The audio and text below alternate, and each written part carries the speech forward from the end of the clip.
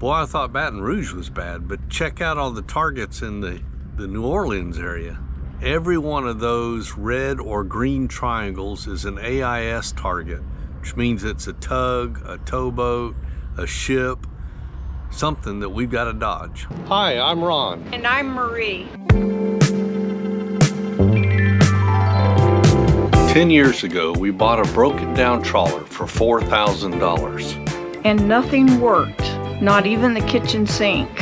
After a lot of hard work and help from our friends and family, we moved aboard Elixir full time. And now we are cruising this old boat while the work and fun continues. So subscribe and give us a like and come along with us cruising this old boat. All right, when you're traveling south on the lower Mississippi River, when you get to mile marker 188, you need to switch your radio to channel 5 and check in with Vessel Traffic Control, Vessel Traffic Services, VTS. They seem to answer no matter what you call them. Harbor control, vessel control, traffic control, vessel traffic, whatever. Probably because nobody else is on channel 5, but you just call in, tell them who you are, what you are, and where you're going. Elixir Traffic Control. Good, Elixir. We're a recreational vessel heading southbound to the industrial lock. Where are you right now, Cap? We're at, just coming up on mile marker 188. Alright, Cap, that'll be fine. Come on down. Just monitor channel 67 and 5 Alpha. If you can't monitor both of them, monitor 67. We can monitor both of them. Affirmative.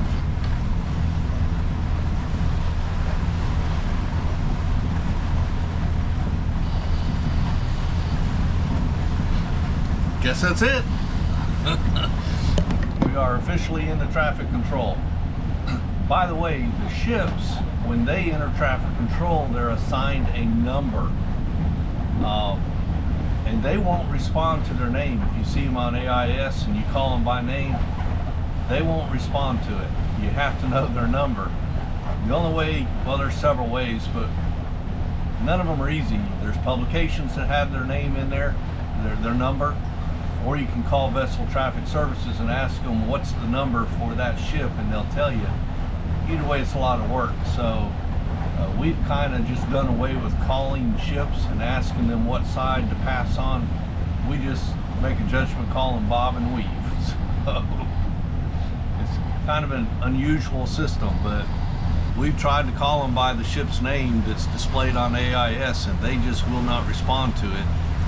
And one time Vessel Traffic Services, I guess, heard us and told us what the number of the ship was, and when we called that number, then they responded. So, lower Mississippi River.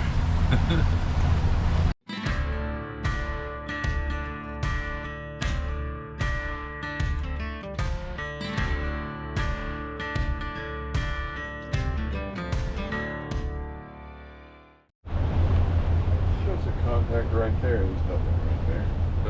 It's one of them birds. The bird is transmitting AIS. AIS bird.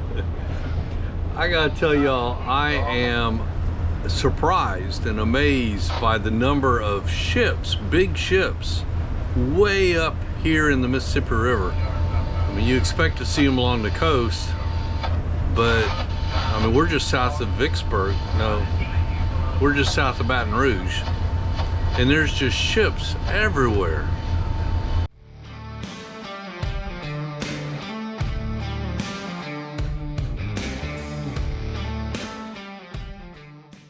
So it's pretty interesting how they load and offload cargo here on the Mississippi. I'm assuming because it's difficult to build docks with the wild variations, fluctuations in the river level. So what they do is they anchor the ship, and then they have these big barges with big cranes on them. And they pull a barge, one of those barges, up to either side of the ship and tie off to the ship. And then the cargo carrying barges pull up on the other side of the crane barges and tie up to the crane barge. So you have the crane in between the ship and the cargo barge, and the crane sits there and unloads or loads the cargo. So, pretty ingenious way to do it. Check out this towboat going by. The water is, I imagine it's at least splashing up over the deck. You can hardly tell that the deck is out of the water. He's sitting low. It's a wonder they don't sink.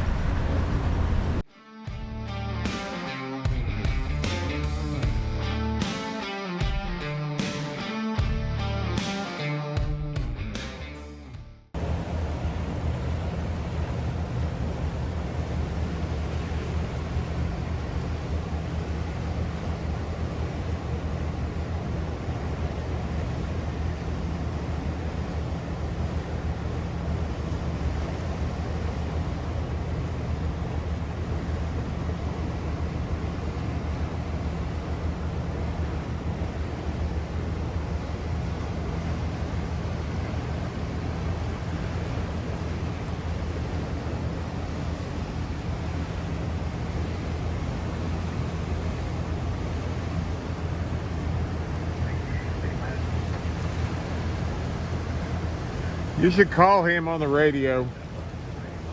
Oh no, he's turning around now.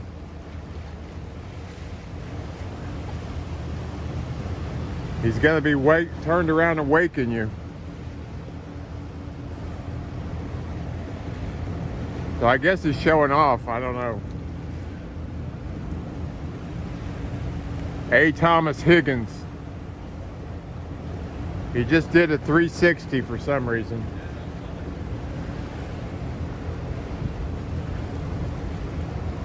You gonna call him? I don't know.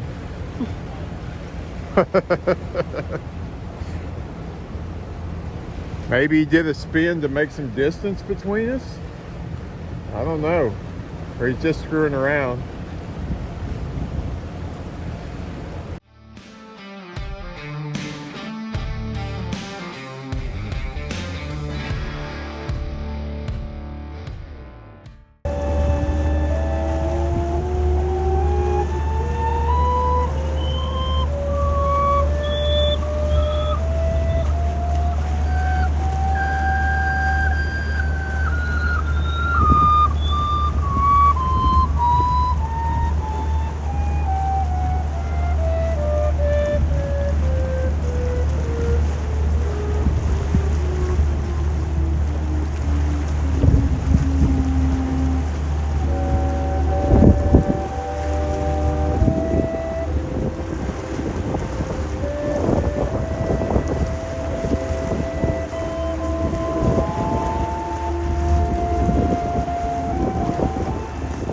Making quite a ruckus back there when they turn around.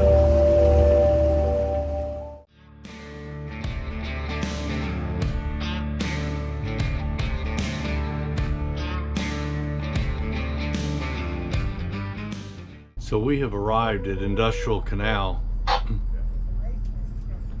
and it's a very busy lock up in there apparently.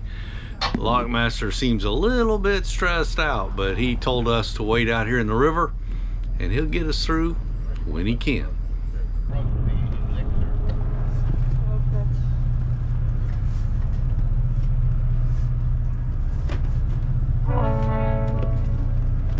Elixir back? Yeah, what you got going on sitting right there, bud? We're waiting to go through the lock. Alright, we're gonna need you to move out from right there. I'm going in the forward bay with this forward floor. Copy that. Thanks. Well, it's a little bit stressful. We've got 3 tows sitting here waiting to go in the lock, the same as us. Plus we got all the river traffic going up and down. So we're doing a dance. Just trying to hold station. We've been here for over half an hour already, waiting for our turn to go through the lock. Apparently we gotta wait longer because at least one of these tows is going in right now. Are they really close or something? But hit right now.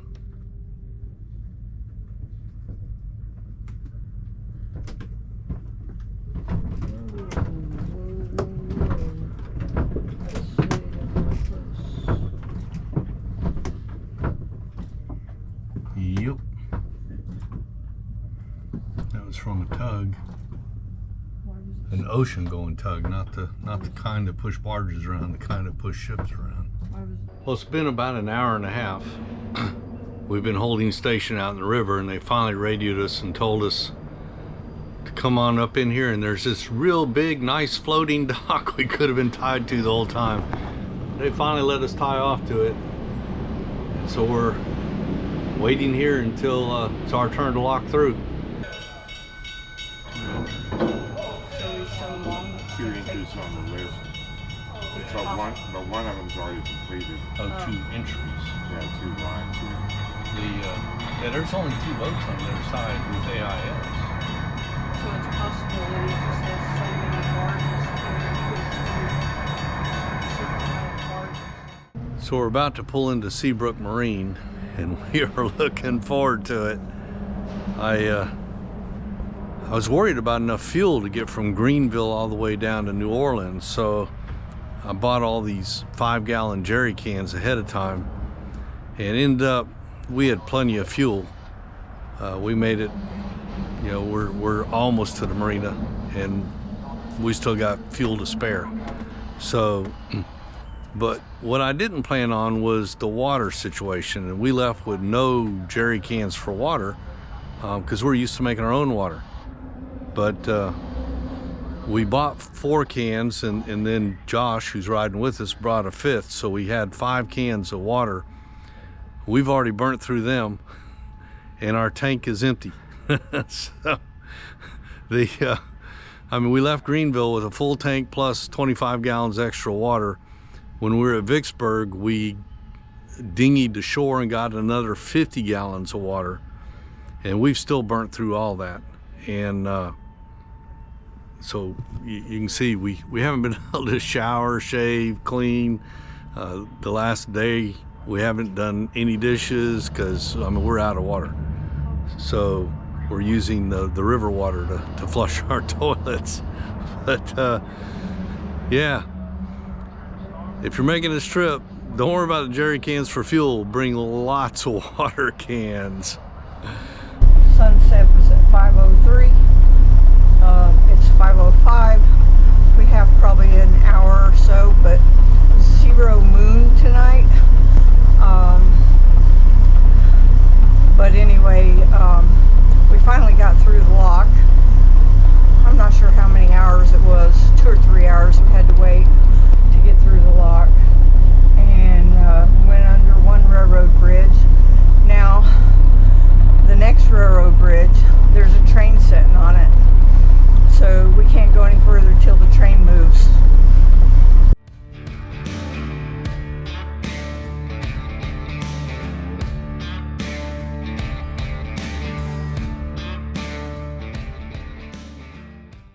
Thanks for watching.